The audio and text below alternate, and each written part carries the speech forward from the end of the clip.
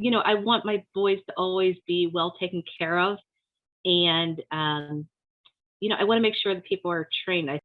Hi, I'm Shantae. Welcome to Parenting Special Needs Live. Today, I've asked Robin Suzelis to join us. Robin is a mom of two beautiful boys on the autism spectrum. She's also the director of Autism Society of Mahoning Valley, Youngstown, Ohio. And Robin is also one of the moms featured in our mom makeovers from the inside out. So thank you so much for being part of that and doing that with us. And in one of the questions that we asked Robin was in getting to know her, something that's working really well for her right now. And her answer was that she's able to find time to go out with her husband and she spends time and money and resources to find good childcare. So I was like, whoo, I want to learn from her. So I've asked her today to come and share with us so that we can all learn what she's learned and maybe put it into our toolbox. So please help me in welcoming Robin. Robin, welcome. Woo! Thank you very much. Robin, thank you so much for being part of our mom makeover. Like I mentioned, I think that's awesome. Just briefly, how is that going? Really great. The life coach, I highly recommend her. I've never done anything quite like this before. She's kind of eased me into it. She's also a mom with special needs adult children. So she kind of got where I was coming from, trying to balance work and family and life, and really just a great life coach for me. Okay, great. All right, we're not going to talk too much about that because that's not what I called you for. Mhm. We'll have another Yeah, conversation about that, but thanks for just absolutely. filling us in. So I'm really curious, how did you begin finding and hiring and training childcare providers? Like, how did you start in the beginning? I think in the beginning, when I went to a support group. 3 weeks after my oldest son was diagnosed, the neurologist said, "Hey, there's a great support group in your area. I think you should go." So 3 weeks later, I went to the monthly support group. I jumped kind of right in. I think a lot of parents, they kind of get stuck, or they have a grieving period, or I don't know, for some reason I didn't have that. I just kind of went right into, okay, I guess I need a support group. I need to learn about this, see how I can help my son. Kind of just took all the information in from the parents. I didn't speak much in the beginning. I just kind of absorbed, wanted to learn. And through that group, the facilitator of the group, somehow it came up that I needed some childcare. And she said, "Oh, I have somebody that might be a good fit for you. Um, she, comes to our church and she's looking to get more involved." And so met her. She was great. And just, trained her, let's spend some time in the house with the boys. Then let's go out to the playground or for a walk, where the two of us are together so she can work with me, with the boys, so they feel comfortable with her. Then it's some daytime, maybe it's 2 hours in the middle of the day when they're doing their best. There's not a bedtime routine. There's nothing complex about, they just need basic care at that time of the day. And then, work into bedtime, training her, having her come over, once then I'm doing everything, she's just watching. Next time she comes over for bedtime routine, she's doing everything with me, kind of, as we use in the autism world, prompting along, to try to make it so she's comfortable doing everything. I'm just there for resources, having everything typed up, simply.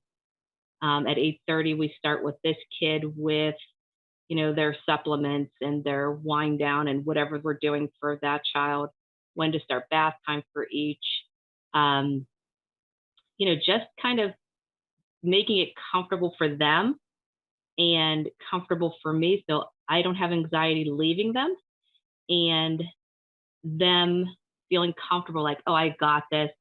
And, first time away at night, we're 5 minutes down the road at a local restaurant, not going far. They know I'm a phone call away. And then from there, she was with us for a while, and then she was in college and got her first teaching job. And so we brought somebody else in who was actually a senior in high school, but very mature, had some experience already. She's been with us, oh, probably going on about 5, 6 years now. Wow. Um, so a long time. So my boys are 10 and 15. So kind of puts it in perspective how much of my older son's life, especially, she's been a part of. And, she started with us when he was a little guy, and when he had more behavioral needs, he was lower verbal, um, and still has a lot of needs. Both of my boys are moderate to severe, both considered nonverbal, but they do speak. So it's just asking them in the right way to get kind of yes, no, or what their needs are, but they're not communication um, driven as far as, having full blown conversations with them. So, um, I know it's more difficult when you have a child with medical needs. I know that has to be super hard on parents. So I can't compare my two healthy boys with autism to those types of needs. I know it's a whole different level of care. But for the autism population, I really think it's being involved in your community and support groups, your local autism society, knowing the teachers at your school and the aides, and just kind of being immersed in different people that might be able to help you along the way. Right. All right. So you kind of glossed over this a little bit because you're already in the thick of it and you know it. Yeah. But how did you even learn like to write down the schedule? Like, did you just sit down and type it all up, or how did that come about? Because I don't Yeah, know that I have my daughter's schedule typed out for someone. You know what I mean? yeah, I would have to say my husband is a lot more of a organizer than I am. And so he said, he kind of knew I was out trying to find people all the time, and he's very detail oriented and can write good lists. And so he always kind of did the whole list thing. Um, so that was kind of his part. So I have to give him credit for that, hands-on dad. So, he took that on himself to say, okay, step by step, like all the little details. So that's him. No, because that's probably huge. I mean, I don't think that's the part that really probably could, I guess there could be little pitfalls. So Yeah. tell me too. So were there any challenges like, as you were learning this process, because now you're into your second person, because that's, or You know what? We've had a few. She's been with us for a long time, but we've also had. I had a teacher at my son's old school. She helped us for about a year or so before she moved out of the area. I had another person that just helped us on Friday afternoons when I worked at the office for last summer. Had another person that's helped us off and on, and she's back again helping us a little bit. So we've had multiple people that we've trained over the years. Just our second main caregiver, she's been able to stay with us very long term. Yeah. so how so are there any recommendations that that are kind of like tried and true that people talk about that you don't follow when you're kind of trying to find someone? I think just asking around. I think like last time I was looking was last summer. I was kind of in this position where our main caregiver couldn't help on Fridays. That was my office day. My husband used to not work on Friday afternoons. Last year he started to, so we kind of had this scheduling issue with the boys in summer. And so, we just started asking around, hey, anybody know of anybody that can help on Friday afternoons? We'll train, you know, I think you just have to ask. I think you'd be surprised that, your one of your friends might, be friends with or have a family member that's a parapro in a school that would love to help out on weekends. You don't know where those connections are if you don't ask. So I think it's important just to say, hey, I need some help. Who do you know? Right. And so just ask in your circle of friends. That could be whether it's the support group or your neighborhood or church, etc. Right. So you're Just on saying ask Facebook. I mean, I Facebook. think I think last time I just asked, hey, I'm in this bind, and anybody know of anybody? And I had one person I ended up not using, but because I found somebody else that was a better fit that had more flexibility. I think if you just put it out there, and I think um, for me, I like to know that somebody knows them, and it's probably something as my kids get older, I'm going to have to let go of. Um, but I've always, everybody I've known, it's through this person, and so this person's kind of vouching for them that, that they're a good person, that they can be trusted. And so I already have that level kind of built in that, as my older son gets into adult programs, I know I'm not going to have that, if he goes off to an adult training program of some sort, I'm not going to know people in that program. So at some point I have to let go. I know that, but I've been lucky to be able to trust the people because either I know them or somebody I trust knows them. And so break down a little bit for us I mean, you're saying it and you know it because you've been doing it for a while, but like, what does the training look like? If I'm like a relatively new mom and I'm hearing this, what would you have them do? I think, I take it super slow. I want the provider, to feel comfortable. I don't want them to come in one day and be like, oh, this is going to be too hard. I can't do this. So, they're just kind of hanging out with us. They're, we're spending some time together. We're playing a game. We're going somewhere where the kids feel comfortable. She's just kind of there for additional support for us. I think it's going in, spending the extra time and finances to pay somebody for the training so that they're comfortable and your children are comfortable. And I have to say, both of my boys, I don't know if it's because they've had so many teachers and therapists over the years, they're really good with strangers. It's kind of good and bad probably, but they're very, if they see me working with somebody and I bring somebody into our home, they automatically feel somewhat comfortable. They'll know that there's somebody they've never met. We'll talk to them. Hey, we're meeting a new friend today. Her name is so and so, and sometimes they're going to watch you when mom has to go to work or mom and dad need to go out. We keep it super simple. I think not putting any of my anxiety or insecurities onto them. Hey, I feel comfortable with this person. They're going to feed you dinner. You guys are going to play and hang out. You can have your iPad. Just keeping it super casual and not putting any kind of anxiety onto them. I think that's so important for parents. And when you have the provider come over, do you kind of like have them like, hey, this is going to be dinner time? I know you already said a schedule like dinner time, but do you have them like scheduled playtime, certain things that they're doing? Like, do you guys structure it out that I want, I need this done, or do you let them run? I really let them kind of run with it. I've had different providers. Some are definitely more, hey, I'm going to get on the floor and we're going to play games and and I have other providers that haven't been as involved maybe. But, they're watching them, they're providing their basic care. And that's okay too. It doesn't, a lot of times my kids, if they're not in therapy or school or we're not out somewhere, they're on their iPads watching their videos. They're getting their downtime in because, they're in school and so much is demanded on them from school and they have ABA therapy and they have other therapy. We really do try to keep them to have a lot of downtime while they're home so they can relax. So I keep it casual. Well, that's good. And okay, so share with us, have you had any challenges or weak points that you've had to manage through that you could help what you learned that help another family? The only thing I can't say that anybody's ever, I've gotten a couple texts, hey, where was this again? A couple quick things like that. But I can honestly say everybody that I've ever had working with them has been good, has worked out, that I would call again if in a pinch if I needed them. No issues.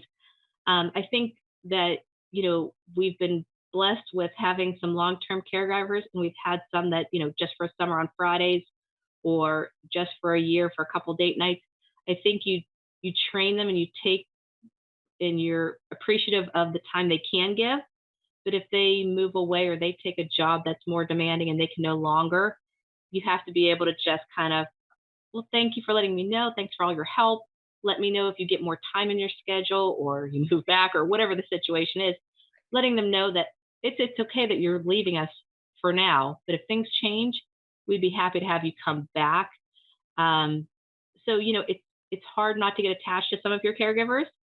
But I think you also have to, especially when I've pretty much had um, young people, mostly college students or in their 20s, and they are, they're going back to school, or they're moving, or they're getting married, or they're having their first child. And, we've kind of gone through all those things, and just kind of giving them the space that they need while trying to keep them, if you can, for a once in a while sitter, if you can.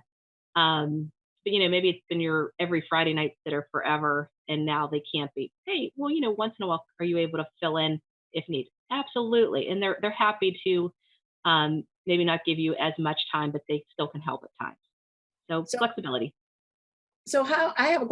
how long do you figure the training is when I you think find something? it really depends on the person. Our newest provider is, she's a first year teacher, understands autism, understands kids, but we kind of went a little bit slower just because of timing. So she kind of started training, and then I think she got busy, and then we got busy. And so we kind of had to start over again. Mm. So sometimes you get into those, I think it was right before the holidays, and she had plans, we had plans. And so then we kind of went back in. Okay, well, let's just do we're just going to go out for dinner, and we'll be back. Next time we'll work on bedtime routine. I know we went over that before, but let's take it a step back, get to know the boys again, and then we'll do a longer, date night or work event, or whatever the case may be. I think for us, we've always tried to do at least 3 hours to give our provider, so that sometimes it's been 2 hours, but 3 hours. We don't want to drag somebody and make them drive 15 minutes or whatever for a super quick amount of time, and then we're saying, okay, and now leave. Like, we want them to know that we trust them.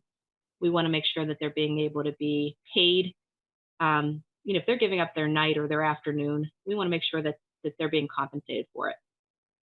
So I want to make sure I'm clear. So like you would have them as you're training them, you might have them, do you train them? And like you said, they come to the house and they be there with you, with the boys, while you're doing something. So that might be a couple hour Mm-hmm. event that you're paying them because you're training them. Mm-hmm. And then the next time you might do it where it's, you're going to be more of the observer, and you said, and prompt them, right? Mm-hmm.